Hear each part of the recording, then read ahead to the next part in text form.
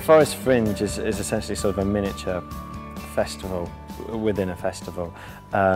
It's sort of myself and my fellow sort of programmer Deborah Pearson were given this space by the Forest Cafe below. It's their space, and they wanted a theatre festival for August, and so they gave us the opportunity to program it. I started out at Edinburgh University, in fact at the Bedlam Theatre, which is just opposite us there, which was a student-run theatre. I started off writing plays and then realised I didn't actually like that much. Started directing a few plays and still that wasn't quite right, and then started to do sort of much stranger, weirder things that kind of were a weird hybrid of the two. The independence of the Bedlam Theatre was sort of hugely useful in terms of then trying the transition from going from university to trying to make work in the real world. And Edinburgh is so oversubscribed in terms of the number of shows that are on and the number of attractions there are for people to see.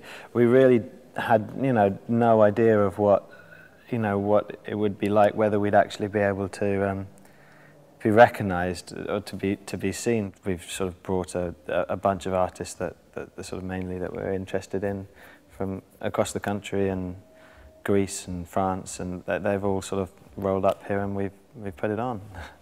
A lot of the work that we're doing here is sort of shorter pieces, sort of only 2 or 3 nights, lots of sort of quite strange and experimental forms, and sort of installations and other such sort of one-off events.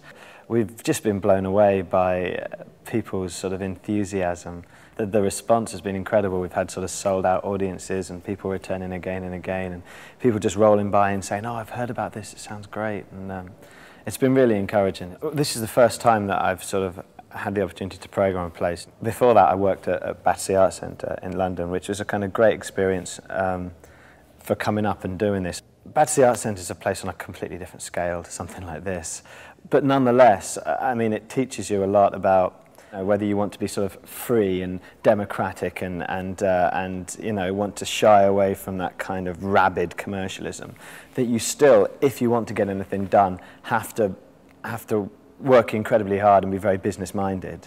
The best possible way that you can move on is everyone always feels, or at least I felt a little lost, not necessarily sure what I wanted to do or where was the best place to do it.